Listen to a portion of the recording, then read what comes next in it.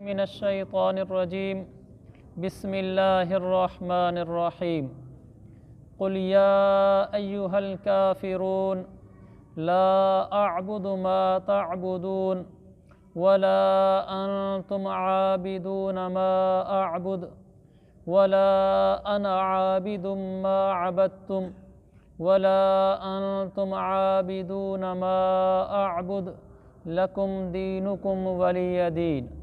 صدق اللہ العظیم۔ سورۃ الکافرون ہے، پہلی آیت میں لفظ کافرون ہے، اس لیے سورت کا نام بھی ایسا ہی ہے۔ اللہ نے فرمایا میرے پیغمبر آپ ان سے کہہ دیں، قل کا معنی ہر جگہ یہی ہوتا ہے، آپ کہہ دیں ہر جگہ۔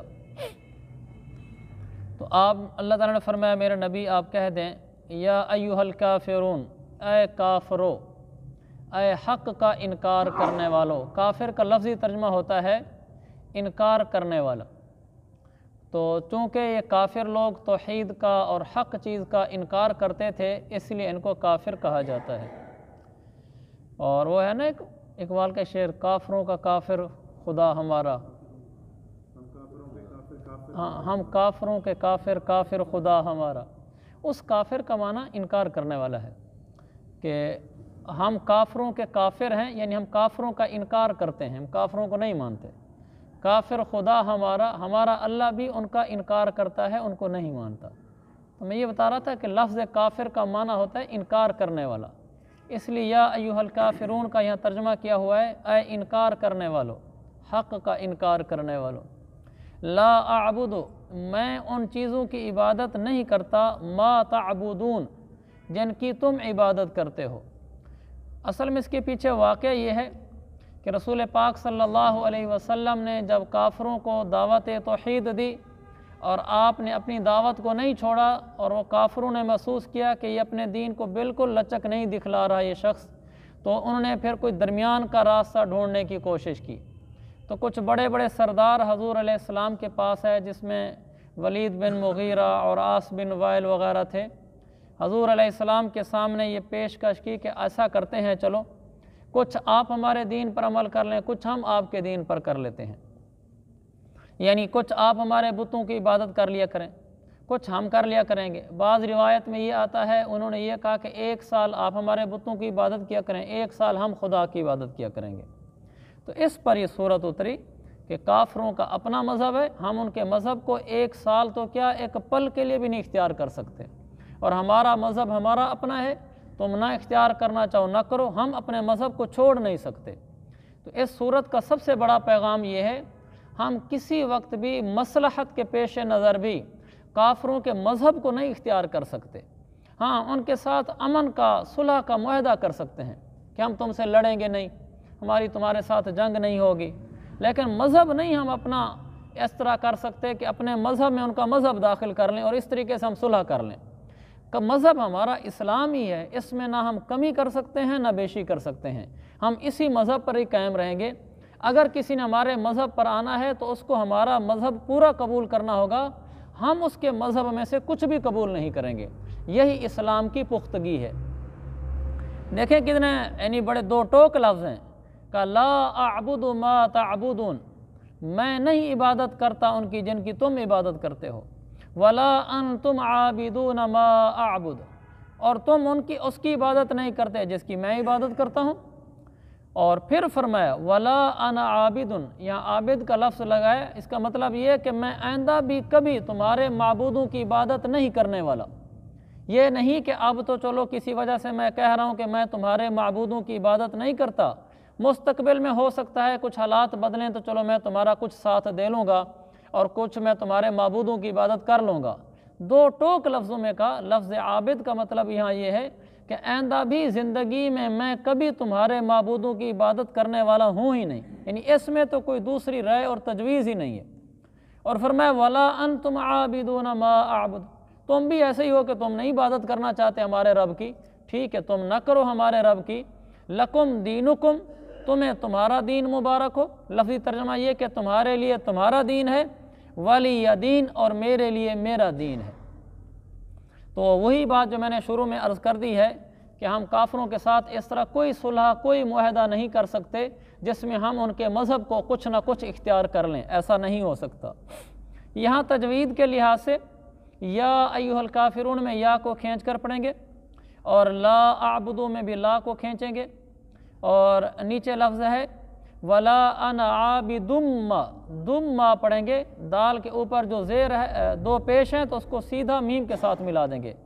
ما عبدتم، اس کو عبدتم نہیں پڑھیں گے، آدمی پڑھ بھی نہیں سکتا، مشکل ہے، اور پڑھیں گے بھی نہیں، یعنی اس کو عبدتم پڑھیں گے، با کے بعد سیدھا آدمی تے کی طرف چلا جائے گا، اگرچہ درمیان میں دا لکھی ہوئی ہے لیکن دال اس کے اندر گم ہو جائے گی، جس کو ہم ادغام کہتے ہیں۔ آگے فرمایا ولا انتم عابدون ما اعبد، ولا انتم، اس میں پھر وہی لام الف لا کو ہم نے کھینچنا ہے، اور لکم کو لاکم نہیں پڑھنا، لکم دینکم ولی دین، اب دین کے اوپر نا نون کے نیچے زیر دی ہوئی ہے، ایک زیر، تو اگر اس کو ہم وقف کر کے پڑھیں گے تو ولی دین، نون کے اوپر جزم پڑھیں گے، سکون، اور اگر وقف کر کے نہیں پڑھنا، آدمی اگلی صورت بھی ساتھ ہی ملانا چاہتا ہے تو ولی دینی پڑھیں گے۔ آگے سورۃ النصر ہے، فرمایا اذا جاء نصر اللہ والفتح، یہ جا کے اوپر چونکہ لمبی مد ہے اس لیے اس کو کھینچ کر پڑھیں گے، جیسا کہ میں نے پڑھا ہے۔ تو اللہ تعالیٰ نے فرمایا میرے حبیب، میرے پیغمبر، جب اللہ کی مدد آ جائے اور فتح آ جائے، اس کو والفتح نہیں پڑھنا، والفتح، اچھا اگر اس کو ملا کر پڑھیں گے پھر تو یوں ہی پڑھیں گے والفتح ورأیت، لیکن اگر ملا کر نہیں پڑھنا، فتح پر وقف کرنا ہے تو تے، جس کو عربی میں تا کہتے ہیں، تا پر بھی جزم ہوگی اور ہا پر بھی جزم ہوگی، تو دو جزمیں اکٹھی ہو جائیں گی، والفتح، ہا پر بھی جزم ہو جائے گی، اور اگر اس طرح پڑھنا مشکل ہو تو ملا کر پڑھ دیں والفتح ورأیت الناس۔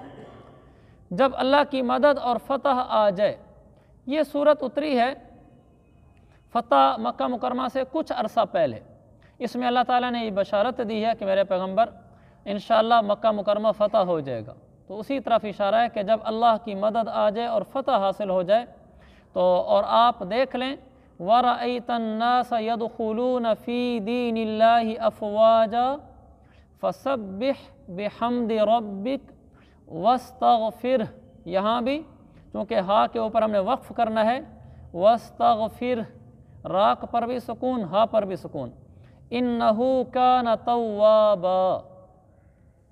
ترجمہ کرتا ہوں، جب اللہ کی مدد اور فتح آ جائے اور آپ لوگوں کو دیکھ لیں کہ وہ اللہ کے دین میں داخل ہو رہے ہیں گروہ در گروہ، فوج در فوج کا مطلب جماعتیں داخل ہو رہی ہیں، یعنی تیزی سے لوگ مسلمان ہو رہے ہیں، تو اس وقت میرے حبیب آپ کیا کریں، فَسَبِّحْ بِحَمْدِ رَبِّكَ، آپ اپنے رب کی تعریف کے ساتھ ساتھ اس کی تسبیح بیان کریں، یعنی تسبیح بھی کریں، تحمید بھی کریں، یعنی سبحان اللہ، اللہ پاک ہے، اور اس کے ساتھ ساتھ الحمدللہ، اللہ تیرا بہت شکر ہے، یہ پڑھیں، وَاسْتَغْفِرْهُ، اور اپنے رب سے معافی بھی مانگیں، إِنَّهُ كَانَ تَوَّابًا، بے شک وہ بہت زیادہ توبہ کو قبول کرنے والا ہے، معاف کرنے والا ہے، تواب کہتے ہیں بہت توبہ قبول کرنے والا۔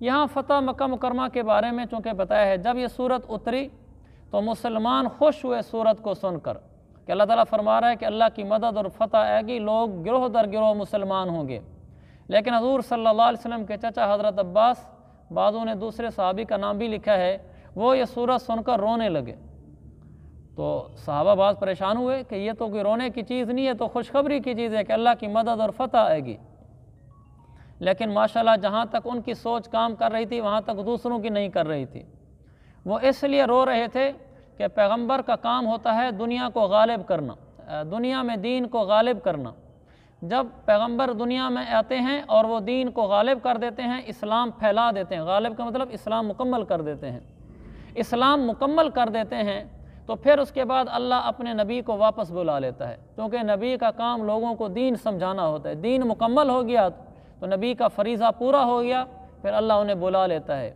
جب یہاں کا کہ لوگ گروہ در گروہ داخل ہوں گے، فتوحات ہو جائیں گی، اللہ کی مدد آ جائے گی، اور آپ اپنے رب کی تسبیح بیان کریں اور اس سے معافی مانگیں، تو حضرت عباس سمجھ گئے کہ اس کا مطلب یہ ہے کہ فتح مکہ کے بعد اللہ کے نبی زیادہ عرصہ ہمارے اندر زندہ رہنے والے نہیں ہیں، اس لیے وہ رو پڑے۔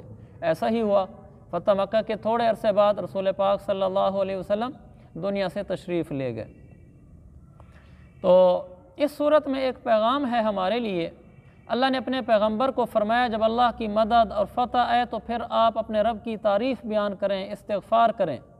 یاد رکھیں نبی گناہوں سے پاک ہوتا ہے، گناہوں سے معافی وہ مانگتا ہے جس کے گناہ ہوں، اور یہاں لکھا ہوا ہے وَاسْتَغْفِرْهُ، اور آپ اللہ سے معافی مانگیں۔ گناہ تو میرے پیغمبر کا ہے ہی کوئی نہیں، بلکہ ہمارا عقیدہ ہے کسی نبی کا کوئی گناہ نہیں ہوتا۔ آدم علیہ السلام سے لے کر رسول پاک صلی اللہ علیہ وسلم تک تمام مسلمانوں کا عقیدہ ہے سارے نبی ہر قسمی گناہوں سے پاک تھے، چھوٹے بڑے گناہ سب گناہوں سے پاک تھے۔ جان بوجھ کر گناہ ہو، بھولے سے گناہ ہو، چھوٹا گناہ ہو، بڑا گناہ ہو، ہر گناہ سے نبی پاک ہوتا ہے۔ پھر کس لیے کہا کہ آپ معافی مانگیں؟ یہ ہم جیسوں کو سمجھانے کے لیے کہ اللہ فرما رہے جب میں نے اپنے نبی کو جو گناہوں سے پاک ہے ان کو میں نے کہہ دیا ہے کہ آپ اللہ سے معافی مانگیں، استغفار کریں، تو لوگوں تمہیں کتنی اللہ سے معافی مانگنی چاہیے جبکہ تم تو گناہوں والے بھی ہو۔ ایک یہ ہمیں درس دیا گیا ہے۔ دوسرا درس یہ دیا گیا ہے جب اللہ کی مدد آ جائے کا مطلب یہ ہے کہ جب انسان کے پاس کسی لحاظ سے بھی کوئی خوشی ہے، کامیابی ملے، کہیں اللہ اس کو اپنی مدد دے دے، انسان کسی موقع پر دیکھے شکر ہے اللہ کی مدد آ گئی، یا مجھے یہاں کامیابی ہو گئی، یا یہاں مجھے خوشی نصیب ہو گئی، یعنی اللہ کی طرف سے کوئی مدد اس کے پاس پہنچی، تو اب مسلمان کو بھی یہی کرنا چاہیے کہ وہ اللہ کی تعریف کرے کہ اللہ تیرا شکر تو نے دیا ہے، میرا کوئی کمال نہیں ہے۔ یہ نہ ہو کہ یہ سمجھنا شروع کر دیں ہم نے ایسی تدبیر کی اور ہم نے ایسی محنت کی اور ایسی پلانیں کی، دیکھو کیسے ہوا ہے۔ نہیں، اللہ کی رحمت ہوئی ہے، اللہ کا شکر ہے اس نے دیا ہے، اور ساتھ معافی بھی مانگے کہ یا اللہ تیری تعریف کا جو حق تھا وہ نہیں مجھ سے ادا ہوا، جیسے تو نے بڑی نعمت مجھے دی، صحت دی، مال دیا، نوکری دی، گھر دیا، جس پر میرا دل خوش ہو رہا ہے، اس پر جتنی مجھے تعریف کرنی چاہیے تھی وہ مجھ سے نہیں ہو سکی، تیرا بہت شکر ہے، پھر بھی شکر ادا نہیں ہو رہا، تو مجھے معاف فرما دے۔ تو انسان جھکتا چلا جائے، نعمتوں کے آنے پر اکڑے نہیں۔ یہ اللہ تعالیٰ نے ہمیں پیغام دیا ہے اس صورت میں۔ آگے سورۃ اللہب ہے، تبت یدا ابی لہب وتب۔ یہ تو یدا کے اوپر چونکہ مد ہے آپ کو معلوم، اور اس کو کھینچ کر پڑھیں گے، اور ابی کی با کے نیچے زیر اور آگے یا کی جزم، تو اس کو ابی لہب پڑھیں گے، یا کو زہر کر کے پڑھنا ہے۔ تبت یدا ابی لہب نہیں پڑھنا، ابی لہب۔ ابی لہب کا مطلب یہ کہ آپ نے الف زبر آ اور با زیر بی، ابی پڑھا ہے، ابی نہیں پڑھا، کیونکہ با کے زیر کے آگے یا بھی ہے، لہذا ابی لہب کی بجائے ابی لہب پڑھنا ہے۔ آگے وتب، یا وقف بھی کریں اگر پھر بھی با کے اوپر شد پڑھیں گے، یعنی ایسے پڑھنا درست نہیں ہے ابی لہب وتب، یہ تب غلط ہے، تب با کی شد پڑھیں گے۔ تبت یدا ابی لہب وتب ما اغنا عنہ مالہ وما کسب۔ لہو کھینچ کر پڑھیں گے چونکہ الٹا پیش ہے، سیدھا پیش ہو تو تھوڑا سا پیش پڑھتے ہیں، الٹا پیش ہو تو زیادہ کھینچ کر پڑھتے ہیں۔ جیسے مالہ، لام کے اوپر صرف پیش ہے، سیدھا پیش ہے، مالہ پڑھیں گے۔ ہاں کے اوپر الٹا پیش ہے تو مالہ کھینچ کر پڑھیں گے۔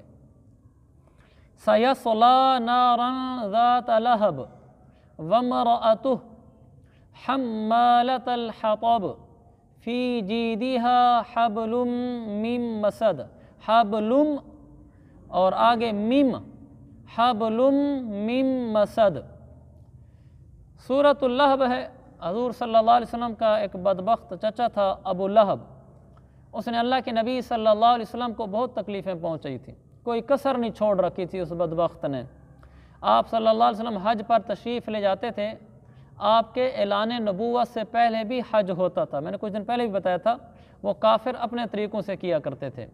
آپ حج کے موسم میں تشریف لے جاتے، لوگوں کو دین کی تبلیغ کرتے، یہ بدبخت پیچھے پیچھے پھرتا، آپ جس خیمے میں دعوت دے کر اگلے خیمے میں جاتے تو پیچھے پہنچ جاتا اور کہتا یہ مجنون آدمی ہے، اس کی بات نہ ماننا۔ اس طرح ذلت والے کام کرتا تھا۔ تو ایک دفعہ اللہ کے پاک پیغمبر صلی اللہ علیہ وسلم نے صفا پہاڑی پر جمع کیا اپنے قوم قبیلے والوں کو، ماشاءاللہ میں سے بہت ساروں نے صفا پہاڑی دیکھی ہے، وہاں جمع کیا، اور پھر آپ نے سب کو کہا کہ اگر میں تمہیں کہوں کہ اس کے پیچھے کوئی لشکر آنے والا ہے، حملہ کرنے والا ہے، تو میری بات مان لو گے؟ تو انہوں نے کہا جی بالکل، آپ صادق اور امین ہیں، ہم آپ کی بات کیوں نہیں مانیں گے؟ پھر آپ نے فرمایا کلمہ پڑھ لو، کامیاب ہو جاؤ گے۔ تو کہنے لگے تو جھوٹا آدمی ہے۔ پہلے کہنے لگے کہ آپ صادق اور امین ہیں، کبھی جھوٹ نہیں بولا، آپ یہ بات بھی کہہ دیں کہ پیچھے لشکر آ گیا حملہ کر دے گا تو بظاہر ناقابل یقین بات ہے کہ لشکر آئے ہتھیار ہوں اور ہمیں پتہ نہ چلے، پھر بھی ہم مان لیں گے، لیکن جب آپ نے کلمے کی بات کی تو وہ مکر گئے۔ تو اس موقع پر جب اللہ کے پاک پیغمبر علیہ السلام نے سب کو جمع کیا اور آپ کی ایک عزت تھی لوگوں میں، تو آپ نے اس کے بعد یہی بات کی، دعوت والی، دین کی طرف دعوت دی، کلمے کی دعوت دی، تو ابو لہب اٹھ کر کہنے لگا تبا لک یا محمد لہذا جمعتنا، نعوذ باللہ، اس نے کہا محمد برباد ہو جائے تو، اسی لیے تو نے ہمیں جمع کیا تھا۔ یہی بات کہنے کے لیے میرے رب کو اپنے حبیب کے بارے میں کہے جانے والا جملہ اتنا ناپسند ہوا، اللہ نے قرآن اتار دیا اس بدبخت کے خلاف، کہ میرے پیغمبر کو کہتا ہے کہ برباد ہو۔ تبت یدا ابی لہب، ابو لہب کے ہاتھ برباد ہوں۔ ہاتھ کا مطلب ہوتا ہے عربوں میں پورا انسان، ابو لہب پورا برباد ہو جائے، وَتَبَّ، اور یہ برباد ہو چکا ہے، یعنی اس کی بربادی یقینی ہے، اب یہ نہیں بچ سکتا۔ ایسے ہی ہوا، بہت گندی بربادی ملی اس کو۔ غزوہ بدر کے بعد یہ مر گیا تھا طاعون کی بیماری میں، اور عربوں کے ہاں چھوت چھات کا بہت زیادہ تصور تھا۔ جب ان کو پتہ چلا کہ یہ چھوت چھات والی بیماری ہے، تو اس کو جب یہ بیماری لگی، جس کو عدسہ کہتے تھے عرب لوگ، تو اس کے قریب کوئی نہیں جاتا تھا، ایسے ہی تڑپ تڑپ کے مر گیا باوجود سردار ہونے کے۔ جب مر گیا تو اس کو کوئی دفن کرنے کے لیے تیار نہیں تھا، زمانہ جاہلیت میں بھی دفن کرتے تھے۔ یہ ایسے کئی دن اس کی لاش پڑی رہی اور بدبو آنا شروع ہو گئی۔ اللہ نے اس کو اعلیٰ درجے پہ برباد کیا دنیا میں۔ آخر میں جب بدبو زیادہ پھیلنے لگی تو لوگ لکڑیاں لے کر آئے بڑی بڑی، تو لکڑی سے اس کو دھکے دے دے کر آگے گڑھا کھودا اور اس میں ڈال کے اوپر مٹی ڈال دی۔ یہ اللہ نے فرمایا یہ برباد ہو چکا ہے، اس لیے کہ اس نے میرے پیغمبر کو برباد کہا ہے۔ پھر فرمایا اس کو زیادہ ناز تھا اپنے مال پر، مالدار آدمی تھا، سردار بھی تھا۔ اللہ نے فرمایا ما اغنا عنہ، اس کا مال اس کے کوئی کام نہ آیا، وما کسب، اور جو کچھ اس نے کمایا ہوا تھا، عزت کمائی ہوئی تھی، چودراہٹ کمائی ہوئی تھی، دولت کمائی ہوئی تھی، کچھ کام نہ آیا۔ سیصلی نارا ذات لہب، یہ ایسی آگ میں داخل ہوگا جو بھڑکتے ہوئے شعلوں والی ہے۔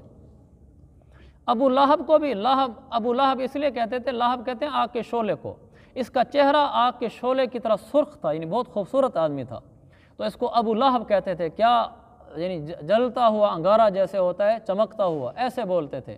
اللہ نے فرمایا یہ منہ آگ میں جائے گا جس پر تجھے ناز ہے۔ وَامْرَأَتُهُ، اور اس کی بیوی بھی جہنم میں جائے گی، حمالۃ الحطب، جو لکڑیاں ڈھوتی تھی۔ یہ بدبخت عورت ام جمیل اس کا نام تھا، یہ رسول پاک صلی اللہ علیہ وسلم کے راستے میں کانٹے بچھانے کے لیے لکڑیاں ڈھو ڈھو کر لاتی تھی۔ ان لکڑیوں کو مونجھ کی رسی سے باندھتی تھی، آگے آ رہا ہے، مونجھ کی رسی سے باندھ کر لکڑی کا گٹھا باندھ لیا، پھر اس رسی کو گردن میں ڈال لیتی تھی، تو اس طرح پھر وہ لکڑیاں پیچھے اس کی پیٹھ پر چلی جاتی تھیں، جو آگے چلی آتی تھی، تو لکڑیوں کے گٹھے پر رسی باندھ کر، رسی کو گلے میں لٹکا کر لکڑیاں اٹھا کے لاتی تھی اور حضور علیہ السلام کے راستے میں کانٹے بچھاتی تھی۔ تو اس پر اللہ تعالیٰ نے فرمایا یہ جو لکڑیاں ڈھونے والی تھی یہ بھی جہنم میں جائے گی، فی جیدہا حبل من مسد، اپنی گردن میں مونجھ کی رسی لیے ہوئے، یعنی دنیا میں جب لکڑیاں ڈھو کے لاتی تھی تو گردن میں مونجھ کی رسی ڈالی ہوتی تھی، اور جب جہنم میں داخل ہوگی اللہ اس وقت بھی اس کو اسی ذلت کے ساتھ جہنم میں داخل کرے گا کہ اس کے گلے میں وہ رسی ہوگی اور لکڑیاں ہوں گی، تاکہ اس کو پتہ چلے کہ میری اس بدبختی کی سزا آج جہنم مل رہی ہے کہ میں نے پیغمبر کے راستے کے آگے کانٹے بچھائے تھے۔ اللہ تعالیٰ ہم سب کی حفاظت فرمائے۔ آگے سورۃ الاخلاص ہے، مشہور ترین صورت ہے، ہمارا ہر مسلمان یہ جانتا ہے، اور دکھ یہ کہ صرف یہی صورت جانتا ہے۔ ہر رکعت میں قل هو اللہ احد، قل هو اللہ احد۔ اللہ کے بندو قرآن اور بھی ہے، کچھ اور بھی پڑھ لینا چاہیے۔ آخری 10 صورتیں یاد کر لیں، ان 10 صورتوں کو تو کم از کم ہر آدمی بدل بدل کے پڑھتا رہے، کبھی الم تری کیف پڑھ لی، کبھی لإیلاف قریش پڑھ لی، اور قل هو اللہ بھی ایسے پڑھتے ہیں کہ وہ بھی غلطی ہوتی ہے، اس کو بھی سیکھ کے پڑھنا چاہیے۔ ہم جب بچے تھے اسکول میں پڑھتے تھے تو ہم یہ سمجھتے تھے کہ نماز میں پڑھنی قل هو اللہ ہوتی ہے۔ تو ہمارے ایک سکول ٹیچر تھے اسلامیات کے، میں نے ان سے جا کر پوچھا، میں نے کہا استاد جی ہم اگر قل هو اللہ نہ پڑھیں کوئی اور صورت پڑھ لیں نماز ہو جاتی؟ کیونکہ ہمارا ذہن یہ تھا کہ شاید نماز میں یہی صورت پڑھنی ہوتی ہے، تو اس کو اتنا عام کر دیا گیا ہے کہ اس کو نماز کا حصہ سمجھ لیا گیا ہے۔ تو اور صورتیں آپ بھی یاد کر لیں، میں بھی یاد کر لوں۔ قل هو اللہ احد، कुल हुवल्लाहु अहद अल्लाहु समद लम यलिद वलम यूलद। देखिए लम यलिद के आगे छोटा सा लाम अलिफ ला लिखा हुआ है, तो इसको मैंने बताया हुआ है कि यहाँ रुकना नहीं होता। वलम यकुल्लहु कुफुवन अहद, ये तिलावत है इसकी। इसमें लम यलिद वलम यूलद, वलम यूलद की जो यू है यानी वाव है, इसको ज़रा वाज़ेह करके पढ़ेंगे, वलम यूलद नहीं पढ़ना। कई लोगों को मैंने सुना वैसे पढ़ते हैं लम यलिद वलम यूलद, वलम यूलद नहीं है, वलम यूलद है। वलम यूलद और लफ्ज़ है अरबी में, वलम यूलद और लफ्ज़ है।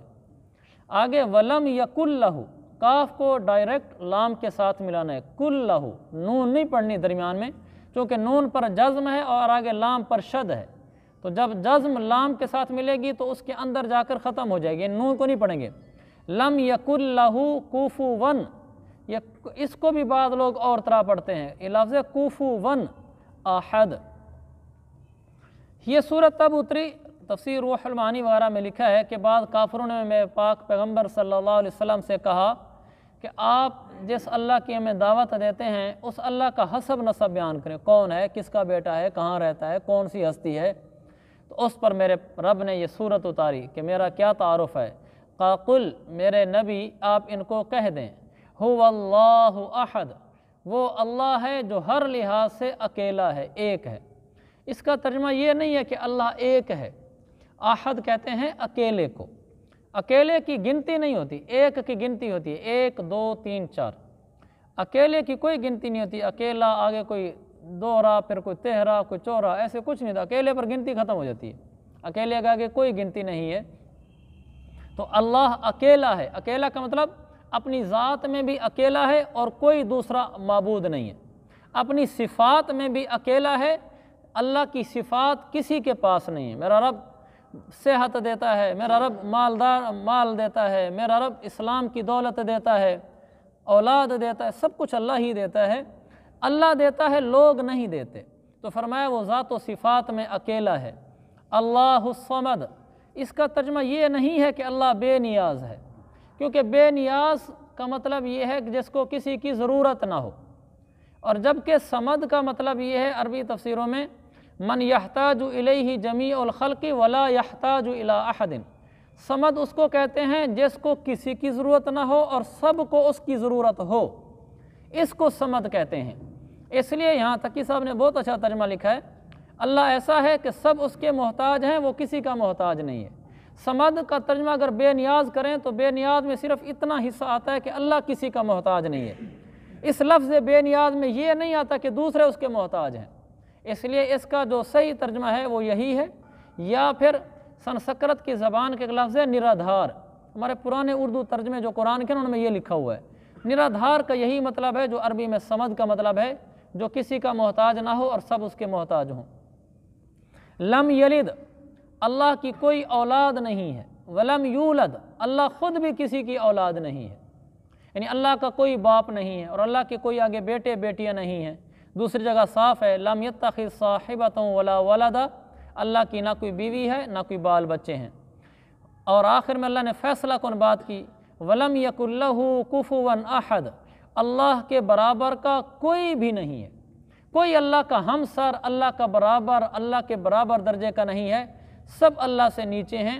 इसलिए अल्लाह ने दूसरी आयत में फरमाया एक और जगह, लैसा कमिस्लिही शै, कोई एक चीज़ भी अल्लाह के बराबर नहीं है, सब उसके मातहत हैं, चाहे वो अम्बिया हों, फरिश्ते हों, हज़रत जिब्रील जैसे हों, वली हों, कुतुब अब्दाल हों, जो कुछ हो जाएं, अल्लाह से नीचे हैं और अल्लाह सबसे ऊपर है, सबसे बड़ा है और अल्लाह के बराबर कोई नहीं है। और यही तौहीद है। अल्लाह ताला अमल की तौफीक अता फरमाए।